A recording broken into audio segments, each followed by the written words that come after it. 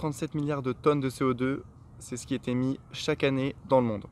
Bonjour à tous, et aujourd'hui on va essayer de comprendre ensemble qui émet tout ce CO2, comment les émissions sont réparties dans le monde entier, donc c'est parti. Aujourd'hui, il faut savoir que sur Terre, nous sommes environ 7,9 milliards d'habitants. Et chaque habitant sur Terre va avoir une certaine empreinte carbone. Il va émettre une certaine quantité de CO2, notamment pour se nourrir, pour se loger, pour se déplacer ou pour tous les biens de consommation. L'agriculture va générer beaucoup de CO2, fabriquer des maisons va générer beaucoup de CO2, se déplacer va générer beaucoup de CO2. Aujourd'hui, on utilise principalement du pétrole pour se déplacer, et tout ce qui est biens de consommation, par exemple tous nos appareils électroniques, vont générer beaucoup de CO2 aussi pour leur fabrication.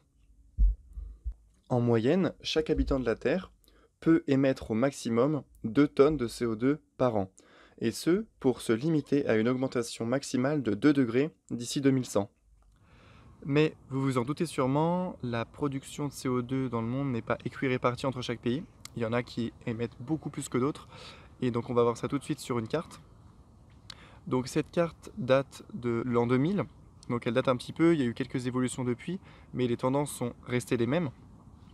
Donc on voit par exemple qu'aux États-Unis et au Canada, qu'ils émettent environ 15 tonnes aujourd'hui. Je vais vous donner les chiffres d'aujourd'hui. Donc 15 tonnes de CO2 par personne et par an. En France, c'est un petit peu petit, on est vers 4 tonnes, donc grâce au nucléaire, on est à 4 tonnes. L'Allemagne, en revanche, avec toutes ses centrales à charbon supplémentaires, sont à 9 tonnes. Si on regarde la Chine semble assez claire. La Chine est à 7 tonnes aujourd'hui, 7 tonnes de CO2 par habitant et par an. Et maintenant, si on regarde du côté de l'Afrique, donc là, les pays africains sont vraiment de très bons élèves du côté du CO2 émis par habitant et par an. Par exemple, le Cameroun, qui est à 0,25 tonnes de CO2 par habitant et par an. Donc, si on compare le 0,25 du Cameroun aux 15 tonnes des États-Unis, on voit qu'ici le rapport de force est énorme. C'est un rapport de 1 pour 60, donc ça n'a vraiment rien à voir. Et donc, on va voir tout de suite pourquoi ces différences entre chaque pays. Donc tout d'abord, il faut savoir qu'est-ce qui émet ce CO2. Le CO2 est émis par la combustion d'énergie fossile, donc que ce soit du charbon, le pyrélève, le pétrole ou le gaz naturel, sont les trois principaux émetteurs de CO2. Le pétrole est principalement utilisé dans le domaine du transport, que ce soit les voitures, les camions, les bateaux, les avions. Tous ces moyens de transport utilisent à 95% du pétrole pour se déplacer, donc du pétrole qui a été transformé en essence ou diesel ou en kérosène, mais c'est bien du pétrole. Ensuite, le charbon et le gaz naturel sont principalement utilisés comme source d'énergie pour produire de l'électricité. Ils vont en fait chauffer de l'eau dans des centrales thermiques, et cette eau va se transformer en vapeur et va entraîner des turbines. C'est comme ça que fonctionne une centrale thermique. À comparer avec le nucléaire, où le nucléaire c'est aussi une source de chaleur, mais elle n'émet pas de CO2. Mais donc on ne va pas en parler ici, parce que ce n'est pas le sujet de la vidéo.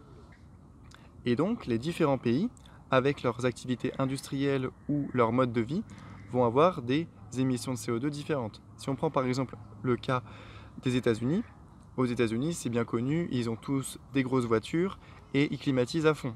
Le résultat, c'est qu'ils vont consommer énormément de pétrole, et tout ce qui est par exemple de leur utilisation massive de la climatisation, ça va avoir des impacts sur la consommation de leur électricité.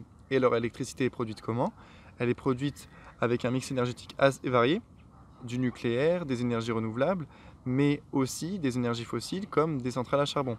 Et donc, plus on va consommer d'électricité, plus on va émettre de CO2 directement ou indirectement en fonction de la provenance de l'électricité.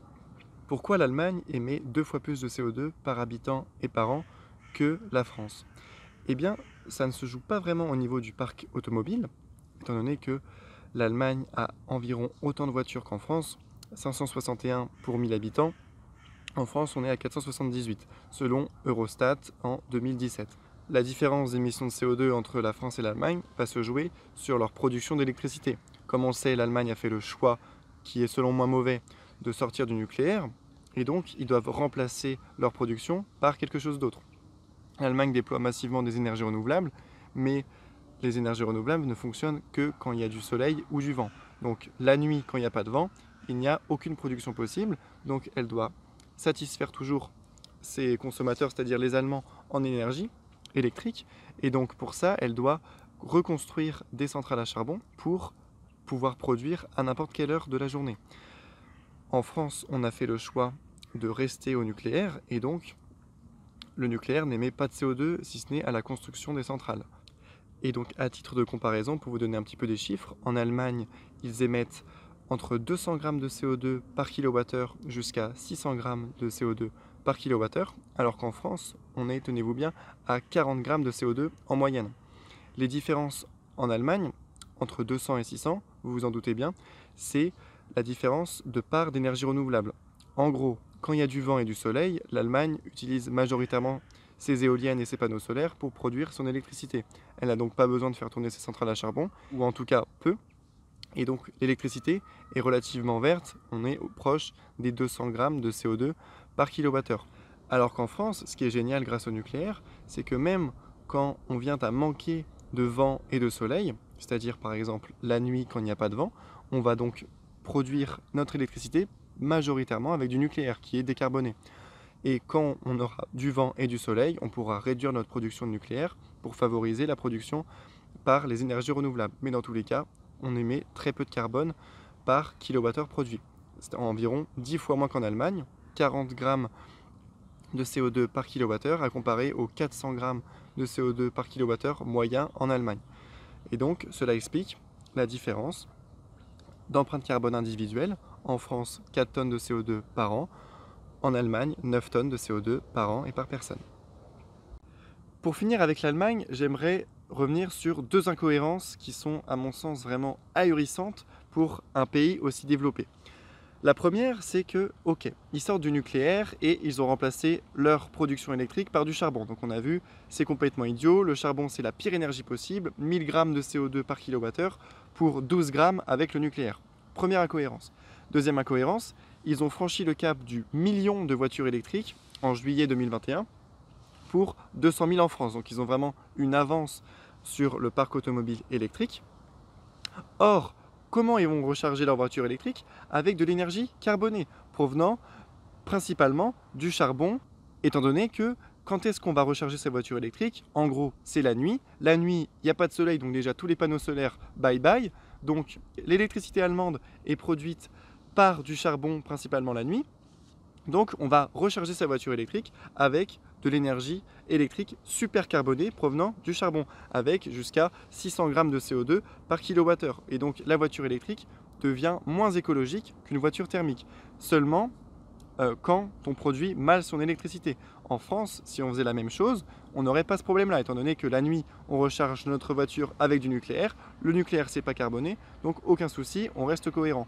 Mais voilà, en Allemagne, on manque totalement de cohérence là-dessus. Et finalement, l'Allemand qui veut faire un geste écologique en achetant une voiture électrique fait encore, en fait, pire que ce qu'il faisait avant en émettant plus de CO2 à cause de sa production d'électricité nationale mauvaise. Voilà. Je vous invite d'ailleurs à aller voir la vidéo du Réveilleur qui a fait une excellente vidéo sur la voiture électrique est-elle vraiment écologique. Je vous mets le lien en description.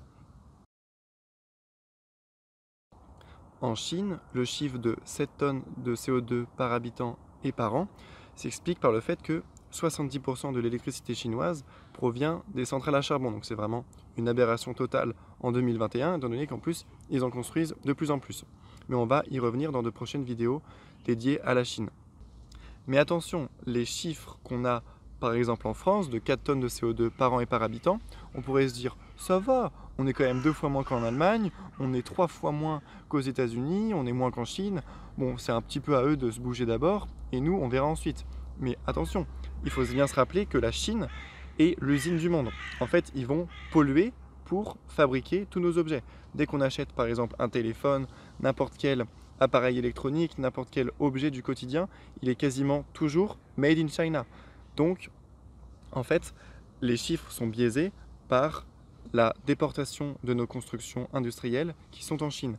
Donc, pour résumer, tous les pays industrialisés aujourd'hui, tous les pays les plus riches, qu'est-ce qu'on s'est dit? On s'est dit, tiens, on va fabriquer tous nos objets dans une super usine qui coûte pas cher et on s'en fiche un peu de la pollution qu'elle va émettre. L'usine, c'est la Chine, donc la main-d'œuvre pas chère. Ils commencent à avoir un énorme savoir-faire pour tout ce qui est de la construction et assemblage des objets électroniques. On devient complètement dépendant de leur savoir-faire et de leurs installations, et peu importe comment eux, ils utilisent leur énergie, d'où ils tirent leur énergie, nous, on s'en fiche en tant qu'Européens ou Américains.